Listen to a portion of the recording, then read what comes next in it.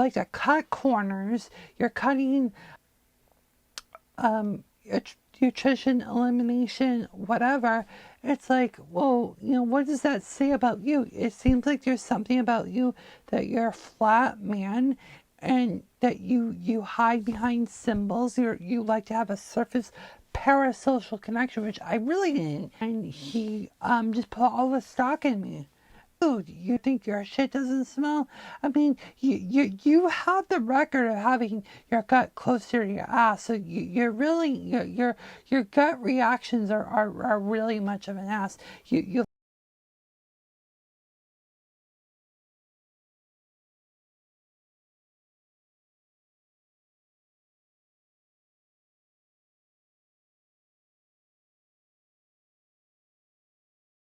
5 years ago was the pandemic, and I was kicked out of my program, which I spent like a half day, 2 half-day weeks, because you know we thought we'd just go small and start off slow. Oh, that don't work at all. Hell no, no, no, no, no. You're supposed to just dive in and hoping that you'll hit the deep end head first. Well, because I was kind of a recovering alcoholic, that's not my words. That's what Guy Kawasaki used to describe Steve Jobs. I'm not kidding. Who once um, oh, hold on, take that again. So I was kind of out of a routine in the midst of the pandemic, which was a good thing because I wasn't going to be going out and catching the roni or anything like that. Um, and so I was basically kind of home for almost an entire rest of the year. And we were looking for qualified support staff to support me, not care for me that much. And even though I'm higher functioning and not the highest functioning, which I'll get to momentarily, it's um, I need my needs. I need for people to meet my needs and my wants and sensitivities, you would think. So late November, we get somebody who was very qualified, who did work for the same agency before the pandemic, who knew how to use the Avid Media Composer. And for those kids who are under the age of, I don't know, 25 and never heard of Avid, it was once the largest post-production editing system that was both hardware and software, and it was basically in many edit posts, I think it had about a 50% installed base, maybe a little bit more. It was in a lot of the critical edit systems. The systems used to be really expensive because of the hardware that was associated with it, because the first product was actually a modified Macintosh 2X. It wasn't even, it ran a kind of commodity hardware. But we'll talk about Avid on the side later on in this little video. For all intensive purposes, because he served in the Marines during Desert Storm, and I think that's going to say a lot about his character as the story goes along. Anyways, Marine Man seemed to be a good guy, seemed to be on the surface very pleasant, and whatever. So we started kind of just doing the Zoom sessions for about, I don't know, the first couple weeks of December, and then started to kind of migrate the way to doing what I was going to do. Now, I didn't say this explicitly to him until probably about May of the following year in 2021. But one of the reasons why we had this, we called him a social, the job title was technically called a social companion, where someone acts kind of as kind of like your personal associate to the social environments. So he basically, his role was supposed to basically kind of give me nuances of what to say, what not to say. Is this okay to post on social media or not? Because there was history of me kind of almost crossing some felonious content, and I'm not going to go into the details, but it was kind of connected to this present rendition of this social media platform. Not that I want anyone to dig up my skeletons or anything like that. But basically, he was, that was kind of the role. We weren't very clear with expectations as I was just going through my own personal discovery of toxic relationships and about poor boundaries and being a doormat. Oh, right. That's when I was having COVID and I was locked down for 10 days. Not to mention, I had him work remotely while I had COVID, which I look back at, I'm like, boy, was I pretty ballsy or was I pretty desperate to use my funds because I run all kind of a surplus on my services, but because I haven't been in a consistent services for almost 18 years or just less than that. Who's counting? Anyways, so we started working on learning how to use the Avid Media Composer, and that was my de facto editing system of preference in 2019. Once I found out through my Avid friend that that Media Composer first, which came out in 2017, was free. All you have to do is just use your Avid login, create an Avid login, and it's probably spying you through the Google Web Services and all that kind of crap. But anyways, it was just less than 2 years old. Ironically, in 2019, at the NAB show, they introduced the big new UI difference that was kind of like a knockoff of DaVinci Resolve, trying to win the hearts of the youngins if they had any youngins. And they have like this massive feel with the interface of Media Composer. I said that to him one time and he did an LOL. Anyways, I kind of so that was quirk one. Many quirks. A lot of it was his obsession on Elimination Diet. He was having digestive issues. Not to get to TMI, he goes to a doctor. He thinks he has celiac, and then the recommendation was him to kind of eliminate all of his stuff in his diet with oh, wait a minute, are we done yet? So I bring this up to military man, and he was like, eliminate all this stuff. You don't need all this stuff. And I'm starting to think, is this guy trying to groom me in a non-sexual way? Because he kind of saw me as his brother he didn't have. Not to mention he's adopted, by the way. So his disabled brother, which is kind of how he got into this field. You probably wondered why, after he served the military, he then went to work in Hollywood for almost 2 decades, doing a lot of those stuff that you don't see anymore if you're streaming. The extras on the DVD. So those are more like video-based stuff, and he used the Avid Media Composer to edit a lot of those pieces because they were all like standard def to low 720p video, right? And so and then he was married with a couple kids, and then he moved to Nashua at the turn of about 2010 with to take care of his father, which isn't really his biological father because he's adopted, which I think says a lot about his character. No offense to anyone who's been adopted. Sorry, just Larry Ellison is the standard of the chosen one, and Steve Jobs. It's hard to kind of like not separate that apart. I was kind of another adopted brother to him, and he was very again, praising me. This was one of many stereotypes I get. This guy was coming on to me, basically, having this like weird bromance. Okay, he knows I haven't worked with men that much, and any experience I had with guys was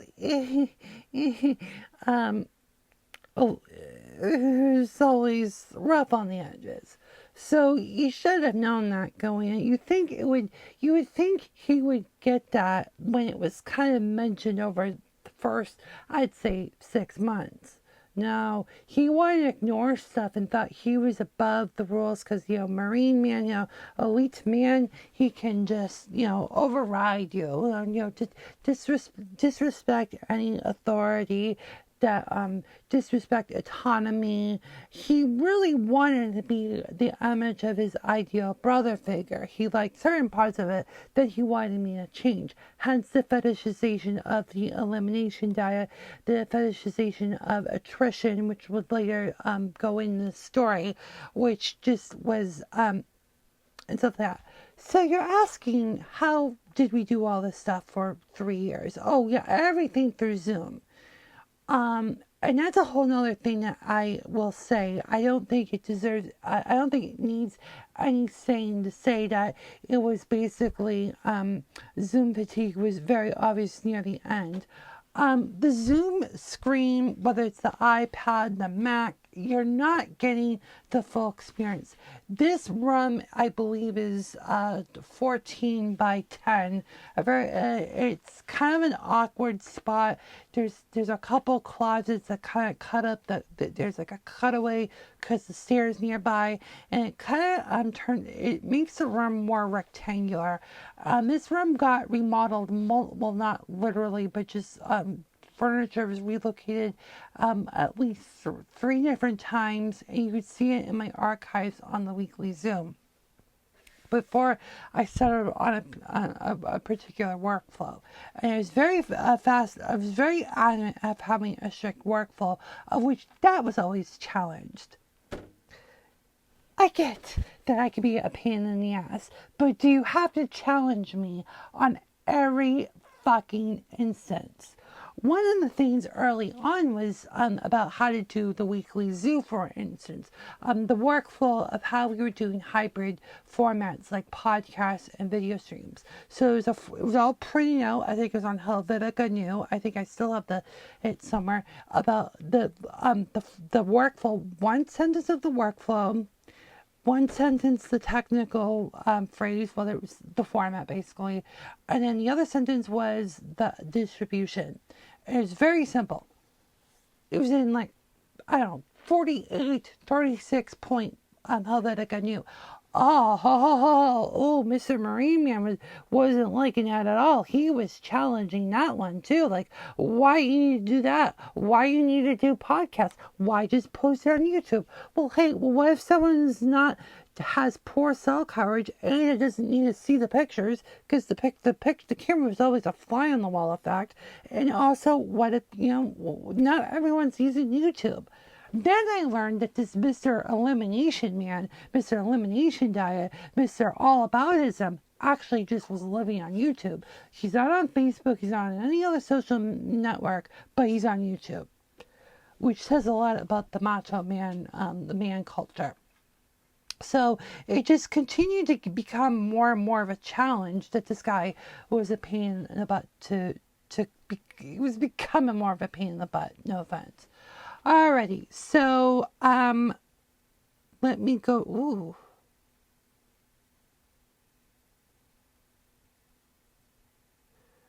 Did I clone the wrong? Ooh, I might have cloned the wrong one. Oops. Oopsie daisy, did I speak too fast? Alright, I'm gonna have to do this all over again. Alright, I gotta go and take Fusion 1. I thought I did it in the backups. Unless it... Oh, my bad. I stand corrected. I'm a little bit of an airhead. I'm talking while I do things. Not always a good thing. Alright, Fusion 1. Alright, that's... Alright, let me see what is wrong here. Let me...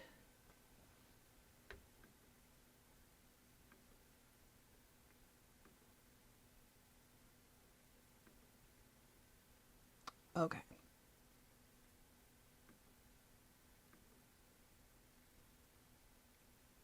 So I put up the wrong instance.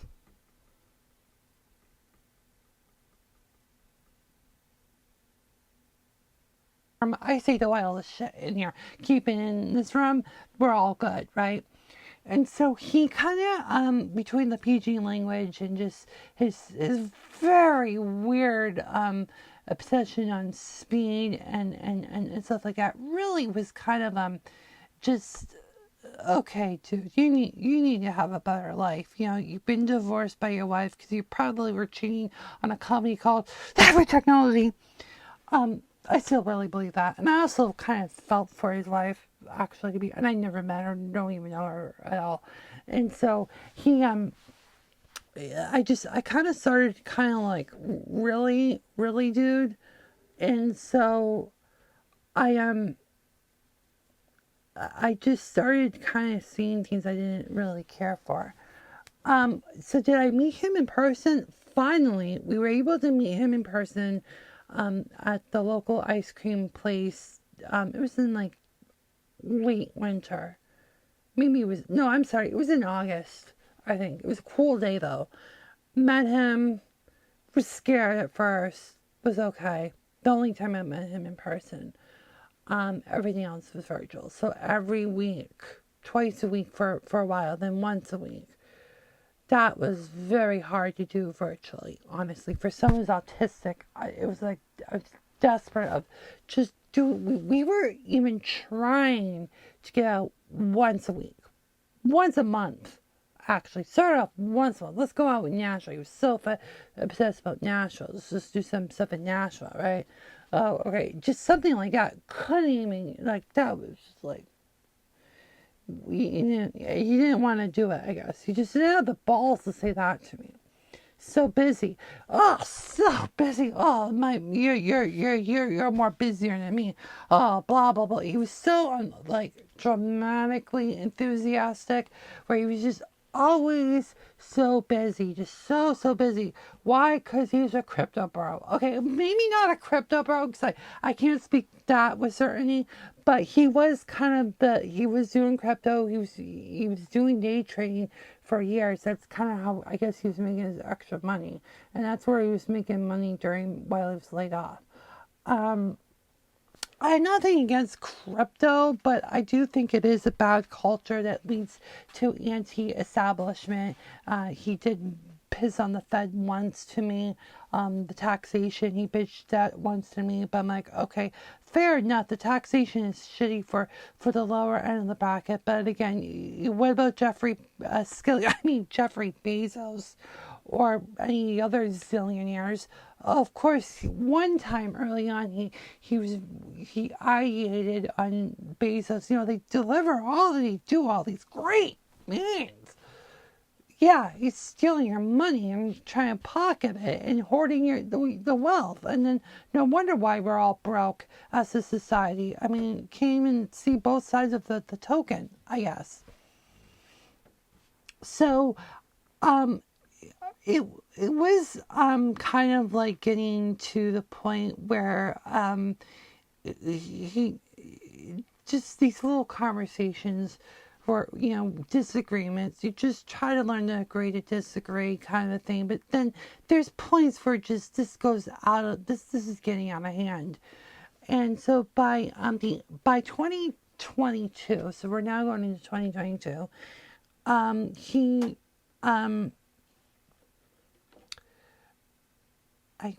I'm losing my train of thought here because I should have read the blog post. I might do some edits here.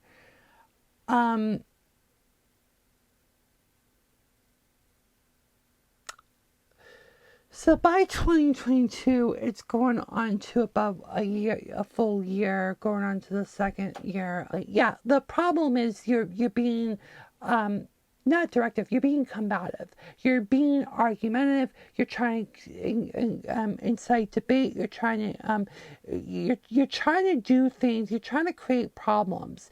And Marine Man could not help himself with trying to not he could not help himself at all. He kept doing the why. There was an episode where Pearly Things was talking about what Fresh and Fit got canceled, and then she started talking about the men prefer direct communication when men are men's spaces. But again, when you're posting this stuff to the internet, you're not keeping the content. It's literally out without you don't even need to be logged in. Anybody can see this stuff. So if a woman finds this insulting, I'm sorry, she has a right to be offended. and we kind of had started our relationship started to tear apart because he just could not. He didn't say that. He really believed that men should just talk in code and just speak about it, be impatient, be intolerant, be disagreeable. The way I saw he treated his Down syndrome brother on the screen was very, I won't say disturbing, but concerning. Like, he just gets annoyed with him. It's like, yes, relationships, you're going to get annoyed, but you don't have to be so easy with it. You don't have to be so overt. You can be a little nonchalant. And I did try to teach him to reframe questions. Like, I'm not going to answer that question. You ask why? I'm like, reframe the question. So I learned myself how to get people to get to what I want. I'm like, I'm not going to answer it this way. You gotta reframe it.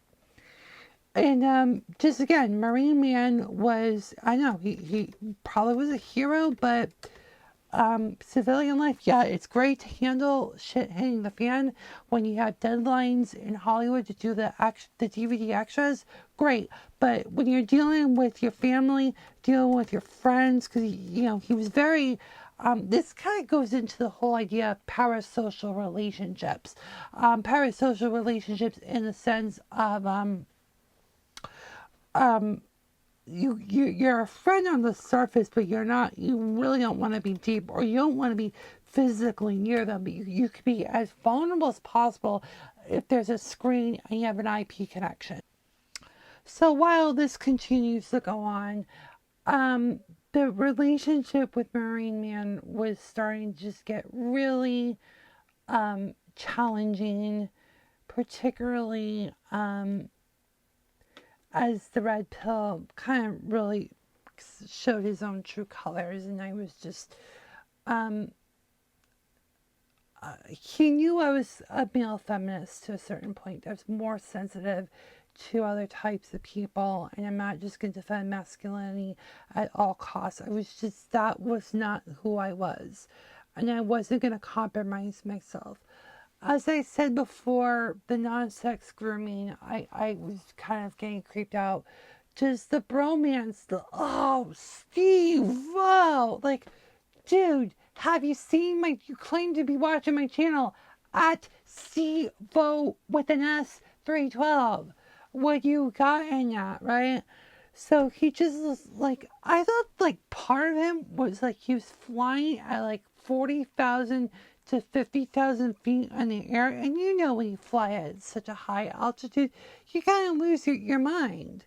And I felt that way with him, the way that he was talking to me. He was talking up, down to me. Like he was talking to me when we were talking about like editing. He would talk in the very junior, the junior, I say junior, senior hierarchy because it just makes sense, because military men like to talk in their hierarchy like you're a junior, like you need to know the theory and practice of nonlinear editing. I'm like, dude, I've gotten all that. I just need to know the practical, just language. Like when you're learning the Avid Media Composer environment, the AMC environment is very much a different language from someone who's used to using computers on a practical sense, particularly GUI computers with a practical, or not with titties, by the way, with GUI environments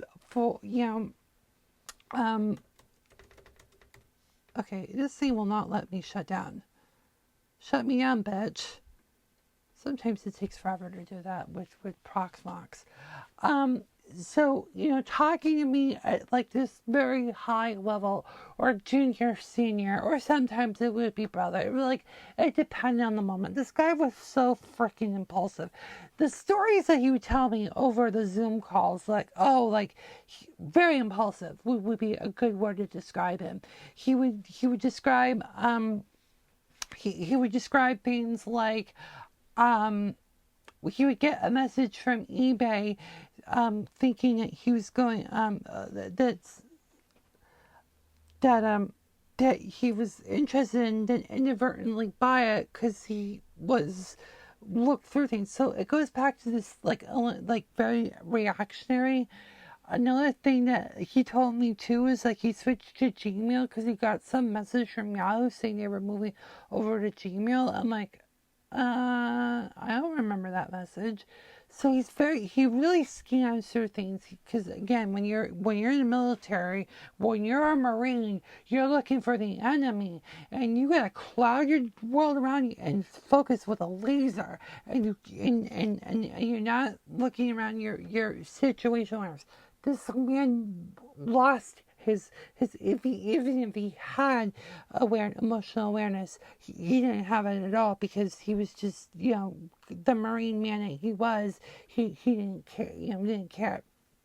So it was just becoming more of when it came to talking about technology too, he was very he remembered the Nick Burns skit with Jimmy Fallon from SNL where move the non-hands in pocket, just take over, whore the keyboard and mouse, and just let the person press buttons, and then scare people away with things like the terminal when things went from.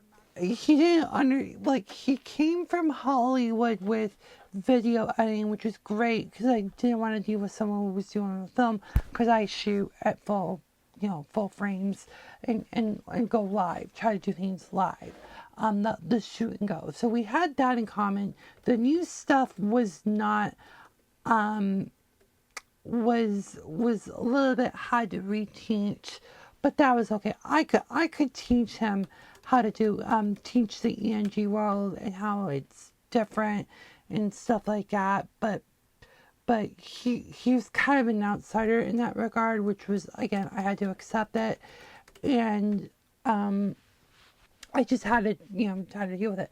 But there were other things that were just going off, just the attrition, the cutting things, trying to get rid of things. He was, anytime I said I was getting rid of stuff, he was like, his eyes lit up because I was subscribing to his ideology. Allegedly, I wasn't.